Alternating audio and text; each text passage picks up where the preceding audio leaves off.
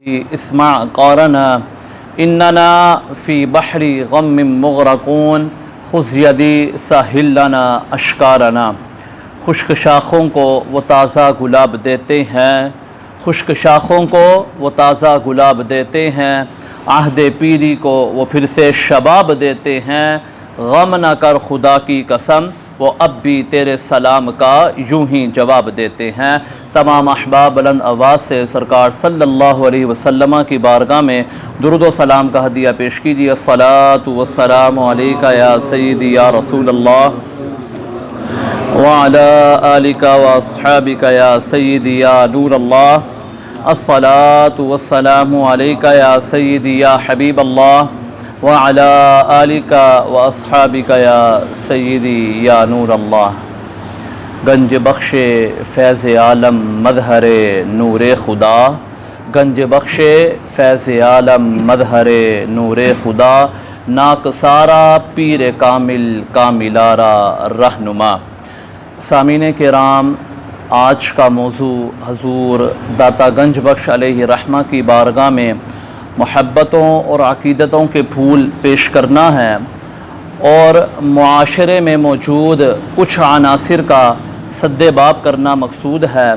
اللہ رب العزت سے دعا ہے اللہ رب العزت مجھے اس کے ضمن میں حق بات کہنے، احباب کو حق بات سماعت کرنے کی توفیق عطا فرمائے۔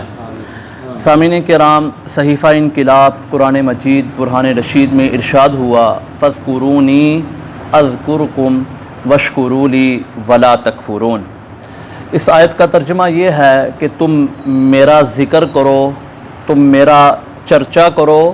اللہ رب العزت ارشاد فرما رہا ہے تم میرا ذکر کرو، تم میرا چرچا کرو، اذکرکم میں تمہارا چرچا کروں گا، ولا واشکروا لی اور تم میرا شکر ادا کرو، ولا تکفرون میری ناشکری نہ کرو۔ سامعین کرام، یہ بزرگان دین، یہ اللہ والے، یہ اولیاء اللہ، اللہ کے محبوب بندے، انہوں نے بھی اپنی زندگی کا مقصد اولین یہی رکھا کہ الوہیت کا پرچار کیا جائے، اللہ رب العزت کے احکامات کو بجا لایا جائے۔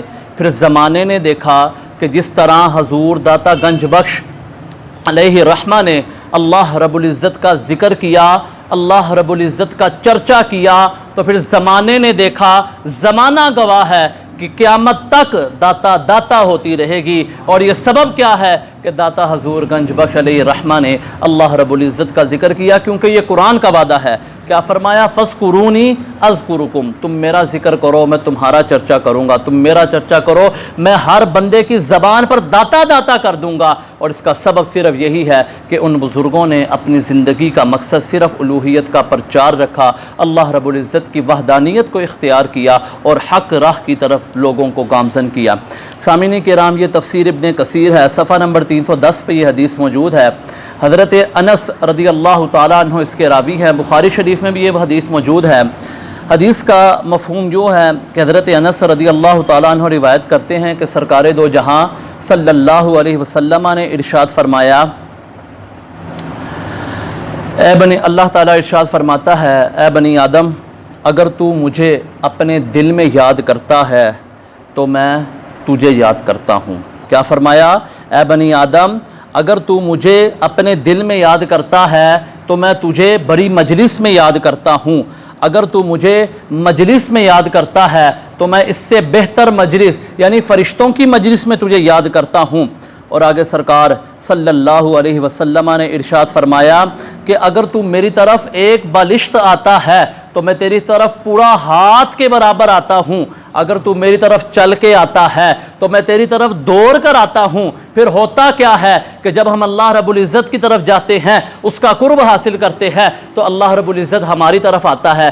کیا مطلب؟ ہوتا کیا ہے؟ پھر وہ بندے کے ہاتھ اللہ کا ہاتھ بن جاتا ہے، بندے کا کرنا اللہ کا کرنا بن جاتا ہے، بندے کا دیکھنا اللہ کا دیکھنا بن جاتا ہے، بندے کا بورنا اللہ کا بورنا بن جاتا ہے۔ اور داتا گنج بخش علیہ رحمہ نے بھی یہی پیغام دیا کہ تم اللہ اللہ کرتے رہو، تمہارا کرنا اللہ کا کرنا بن جائے گا، تمہارا دیکھنا اللہ کا دیکھنا بن جائے گا، اور تمہارا سننا اللہ کا سننا بن جائے گا۔ اور یہ صرف سبب اور اس کا طریقہ اور صرف یہی ہے کہ ہم اللہ رب العزت کا پرچار کریں اور الوہیت کا پرچار کریں۔